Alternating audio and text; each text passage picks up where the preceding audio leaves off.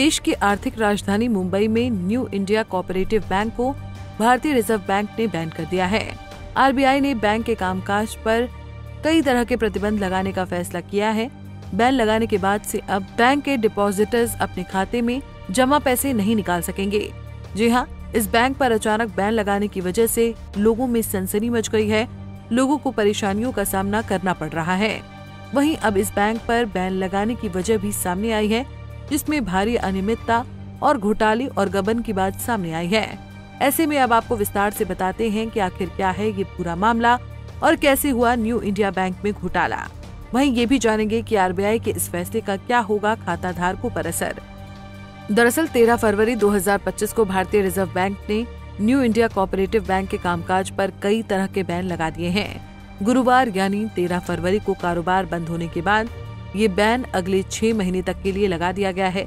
RBI ने अपने बयान में कहा है कि बैंक में हाल ही में हुई वित्तीय गड़बड़ियां और जमाकर्ताओं के हितों की सुरक्षा के मद्देनजर ये कदम उठाया गया है, जिसके बाद अब कई तरह की परेशानियां खाता धारकों के सामने आ रही हैं, क्योंकि न्यू कोऑपरेटिव बैंक अब ना तो कोई लोन दे सकता है और ना ही कोई डिपॉजिट ले सकता है।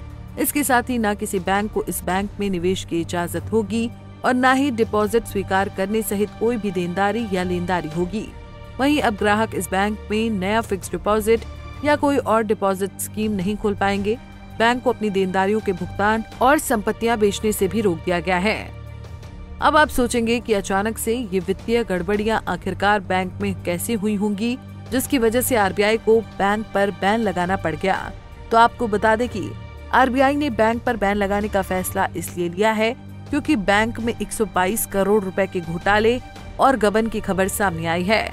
मुंबई के new India cooperative bank limited के पूर्व जनरल मैनेजर हितेश प्रवीण चंद मेहता पर बैंक से 122 करोड़ रुपए गबन करने का आरोप लगा है।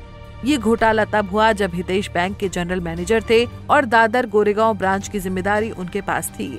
आरोप है कि उन्होंने अपने पद का दुरुपयोग करते हुए दोनों ब्रांचों के खातों से 122 करोड़ रुपए का गबन किया।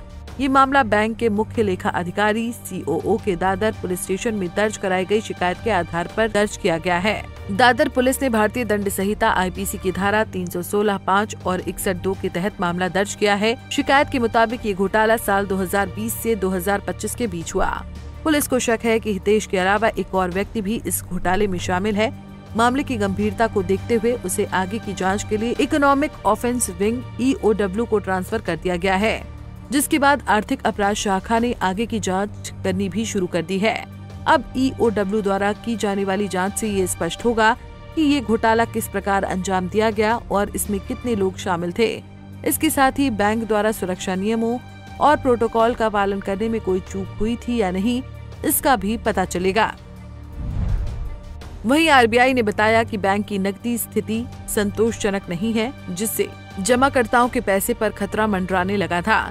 इसलिए आरबीआई ने बचत खाते, चालू खाते और अन्य जमाकर्ता खातों से निकासी पर रोक लगा दी है। नियामक संस्था का कहना है कि ये कदम लोगों के हितों की रक्षा के लिए उठाया गया है, ताकि बैंक की स्थिति को नियंत्रित किया जा सके और ग्राहकों को बड़े नुकसान से बचाया जा सके। ऐसे में आरबीआई के इस फैसले के आने के बाद आम लोग, खासकर छोटे व्यापारियों और मध्यम वर्ग के परिवारों को झटका लगा है, क्योंकि इस बैंक के बंद होने से कई लोगों को आर्थिक परेशानी का सामना करना पड़ सकता है। ऐसी परिस्थिति में आरबीआई के इस फैसले से बैंक कस्टमर्स के मन में ये सवाल उठना लाजमी है कि क्या उनका पैसा सुरक्षित रहेगा, क्या उन्हें अपना पैसा वापस मिलेगा। बहरहाल इन सवालों के जवाब जल्द मिलने की उम्मीद है। वहीं अब देखना ये भी है कि इस मामले में आगे क्या होता है। क्या जमाकर्ताओं को उनका पैसा वापस मिलेगा, क्या आरोपियों को सजा मिलेगी, क्या आरबीआई इस तरह की घटनाओं को रोकने के लिए कोई ठोस कदम उठाएगा। फिलहाल इन सभी सवालों के जवाब आने वाले समय में ही मिलेंगे। Bureau report, Punjab Kesari TV. हमसे जुड़े रहने के लिए हमारे YouTube चैनल को सब्सक्राइब करें और नई वीडियो की नोटिफिकेशन के लिए बेल आइकॉन को दबाएं।